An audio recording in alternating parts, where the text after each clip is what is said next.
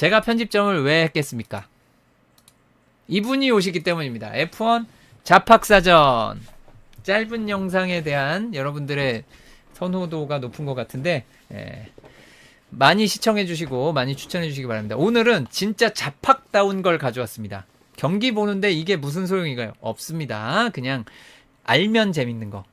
뭘 가져왔냐면요. 사실은 아무 관계도 없는 것 같다가 끝에 가면은 뭔가 오늘 했던 얘기랑 이어지는 그런 구성을 해봤습니다. F1의 노익장!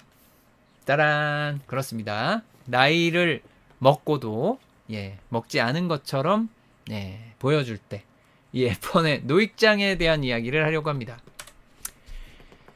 먼저 시작을 할 것은 현역 최고령 드라이버입니다. 현역 최고령 드라이버 누군가요? 다들 아시죠? 이분이십니다. 사진은 F1 공홈 공식 드라이버 프로필 이미지에서 가져왔습니다. 페르난도 알론소 1981년 7월 29일생. 그렇죠. 만 나이로 42세입니다. 곧 43세가 됩니다. 다음 달에 43세가 되시는 페르난도 알론소 딱 2달 남았죠. 자, 제가 보라색을 저걸 왜 써놨냐? 현역 드라이버 중에 최고의 기록이기 때문입니다. 42세 10개월, 레이스 스타트 기준, 포인트 획득 기준 42세 9개월. 그렇습니다. 올 초에, 이번 달 초에 땄었죠. 그 다음에 포디엄, 이거 작년으로 가야 됩니다. 작년 하반기에 땄기 때문에 42세 3개월 기록이 있습니다. 40대 이걸 기록을 하셨다. 대단하죠. 우승을 마지막 한 건 언제냐? 31세 9개월. 2013년으로 거슬러 올라가야 됩니다. 오래됐죠? 그렇습니다. 이거는 현역 드라이버 중에 최고 기록이 아니었습니다. 그럼 누가 가지고 있습니까? 최고령 우승 드라이버? 알론소가 아니라는 거죠. 이분이십니다. 자, 누구게요? 라고 하면 너무 이상한가? 자, 루이스 해밀턴입니다. 자, 루이스 해밀턴 최근에 전기가 나왔어요. 책 많이 구입해 주시고요. 김재호 해설위원님. 지금은 해설위원님 아니시지만 제가 해설위원님이라고 부르는데 제가 해설위원 데뷔할 때 제 전임자십니다. 그리고 굉장히 저한테도 잘해 주셨고 그분이 쓴 책으로 루이스 해밀턴 전기가 나왔으니까 많이 구입해 주시기 바랍니다. 네, F1과 관련해서 다양한 책이 나온 건 좋은 거죠. 자, 어쨌든 루이스 해밀턴 나이 꽤 돼요. 39세 4개월 이번 경기 기준입니다. 모나코 그랑프리 1985년 1월 7일생이에요. 곧 40세가 됩니다. 그러니까 페라리에서의 커리어는 40세에 시작하는 페라리 생활이에요. 40대에 시작하는 페라리 생활. 자, 그래서 포인트, 포디엄 모두 알론소의 기록에 미치지 못하지만 우승 36세 10개월. 이게 2021 사우디아라비아까지 가야 돼서 좀 오래됐습니다. 많이 됐어요. 자, 그런데 이런 기록이 그러면 F1의 최고 기록과 어떠냐를 보기 전에 이제 현역 최고령 드라이버들 베스트 5 한번 뽑고 가죠. 아까 베스트 5 했었으니까. 자, 현역 최고령 베스트 5. 이렇습니다. 사실 여기 아슬아슬하게 안 낀 드라이버가 한 명 있어요. 1990년 1월에 한 명 있습니다.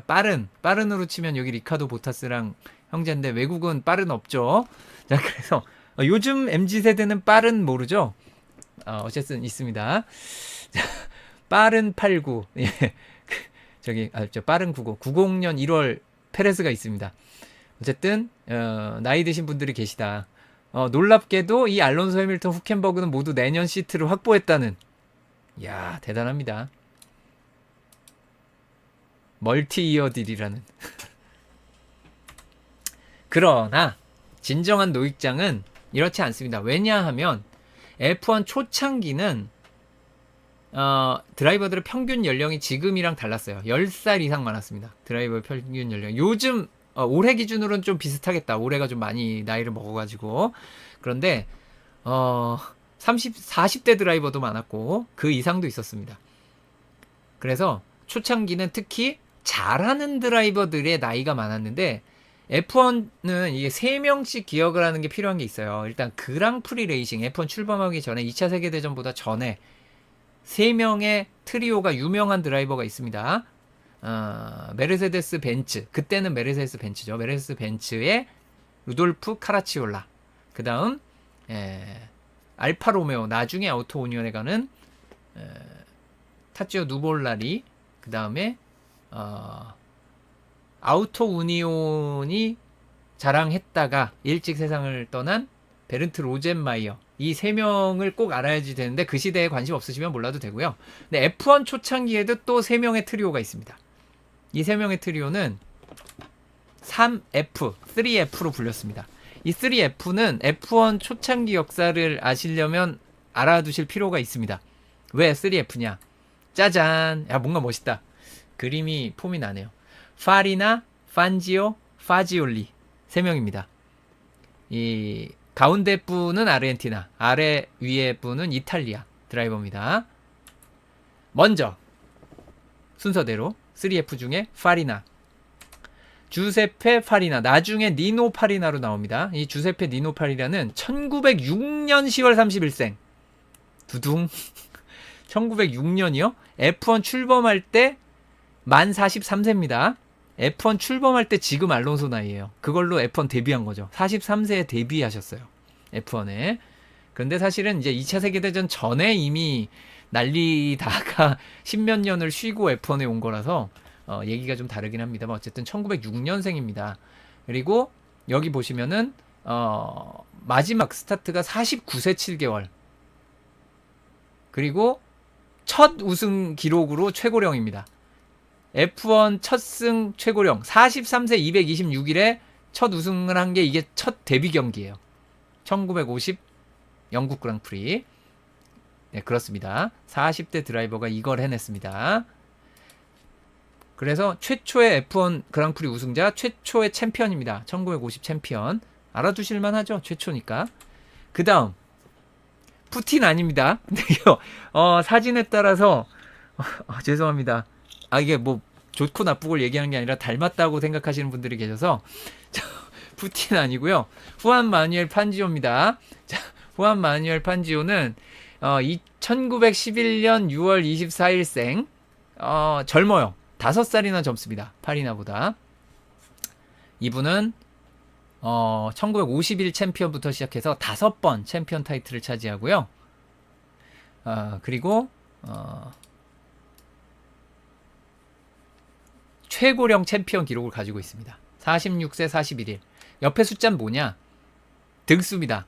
역대 최고령 등수. 자, 포인트 피니시, 최고령 포인트 피니시 탑 10. 47세 해도 10등밖에 안 돼요? 그렇습니다. 포디엄 피니시 46세 2개월에 포디엄 올랐는데 6위. 자, 우승 46세 1개월째 했는데 3등밖에 안 돼요. 야, 진짜 힘들다. 이거 깨기 진짜 힘들겠죠. 네, 정말 힘듭니다. 탑 10에도 못 들어요. 47세 포인트 따지 않으면. 그리고 자, 3F의 마지막 분. 이미 사진의 질부터 뭔가 느낌이 다르죠. 루이지 파지올리입니다. 일단 이분은 19세기 분이세요. 격이 다르죠. 판지오보다 13살이 많습니다. 그런데 같이 3F로 분리됐고요. F1 데뷔할 때 51살이에요. F1 데뷔를 51살에 하셨습니다. 어렵다. 야, 이거 진짜 어렵다. 그래서 최고령 우승 기록과 최고령 포디엄 피니시 이게 같은 경기입니다. 1951 프랑스 그랑프리 53세 22일째. 야, 이거는 제가 보기에 깨지기 어렵습니다. 이거는 앞으로 영원히 안 깨질 것 같아요. 루이지 파지올리의 이게 얼마나 대단한 거면 제 나이보다 많아요. 지금 제 나이보다 많은, 지금 제가 여기서 언급한 것 중에 제 나이보다 많은 첫 번째 케이스인데 엄청난 기록입니다. 그런데 이걸 얘기하려고 제가 시작했냐? 아니죠. 어그로 끈 겁니다. 오늘 얘기하려고 한 거는 이분입니다. 이분 얘기하려고 오늘 이 자팍사전도 하는 거고요. 이번 르클레의 우승과 연관이 있죠. 한번 제가 리뷰에서 언급을 했던 사람입니다. 루이 시롱입니다. 루이 시론이라고 하시는 분들도 계시고 시롱도 있고요. 이게 파리의 파히로 읽느냐 뭐 이거랑 비슷한데 제가 이분을 처음부터 루이 시론이라고 봤으면은 루이 시론이라고 불렀을 텐데 처음에 시홍이라고 봐서 저는 시홍이 됐습니다. 네. 뭐 시홍, 시롱, 시론, 부가티 시론, 부가티 시홍, 부가티 시롱 여러 가지로 부르는 차 있죠. 이분을 내 모델로 이름을 빌려서 쓴 차입니다. 왜? 1920, 30년대, 20년대 말 30년대 초 부가티의 대표 드라이버가 바로 루이 시옹입니다. 1899년으로 역시 19세기 분이고요. 불멸의 기록을 가지고 있죠. 일단 이 드라이버가 1931 모나코 그랑프리 우승을 비롯해서 1930년대 최고의 드라이버 중 하나였습니다. 아까 그랑프리 시대 탑3 있었다면서요.